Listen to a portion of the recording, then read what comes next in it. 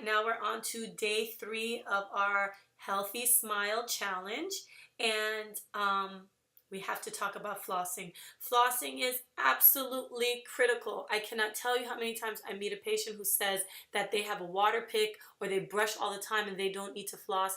If you're not flossing, in dentistry, in dental school, we used to say, only floss the teeth you want to keep. And the reason we say that is because everyone thinks about cavities, but gum disease is really what takes most people's teeth.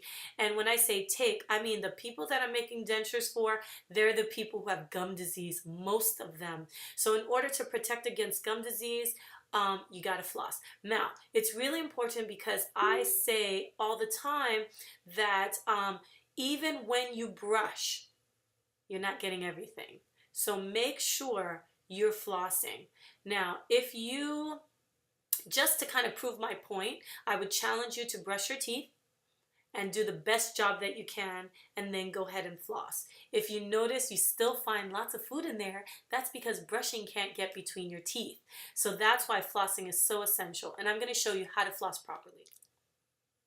All right, I'm getting really close again to show you how to floss properly. Now we got 2 kinds of floss here. I have regular floss and I have a pick. Is there a difference? No, there's no difference. If you're flossing, I'm happy about it. You may have to go through a couple more of these in order to get through your whole mouth, because sometimes they tear, they break, they accumulate food, but it's the same. And even with regular floss, you're going to have to move along the string to keep getting it. So just for those of us who never flossed in their lives, pull a piece, cut it off, right? Now, the first thing that you need to do is you kind of hold it in your fingers and you wrap it around. And let's make sure we can get the whole thing here. So you wrap it around, okay? How much you want to do is really of no consequence. You want to do a long enough piece so that you actually can grip it. If you go too short, it becomes a struggle. So you do like that.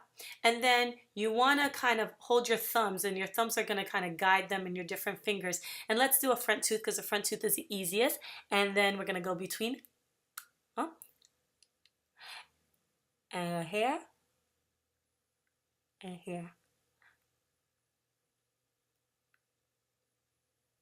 Now, I want you to notice something very, very important. When you floss your teeth, you're not going in and out.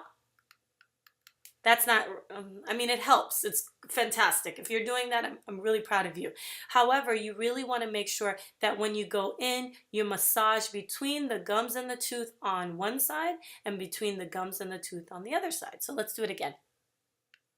Here and here. Now what that's doing is it's pulling down anything that's in there. One of the other tips that I really like, and even though I'm holding it like that, that doesn't make it possible. Of course, I can floss pretty fast because I'm a dentist, right? So we're going to go like it. And I like to pull things out, right?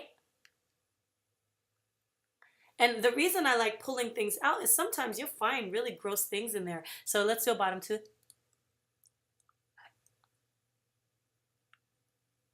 See? So you don't have to pull things out. High, high. Or till you get through the whole mouth. So that's how we floss. So if that wasn't detailed enough for you and you can't really see very well, I can put other animations and things. But the basic of just trying to floss is so important. Whether or not you do it perfectly well, unimportant, but the closer you could get there, the healthier your gums will be. Most people say, oh, Dr. Dennis, I bleed when I floss. You bleed when you floss because you have gingivitis, you have gum disease. The more you floss, the less you'll bleed. The more you floss, the less you'll bleed. So that's it for flossing. So that is our day 3 challenge. We chose a great toothbrush, we chose a great toothpaste, and now we're flossing. You're on your way.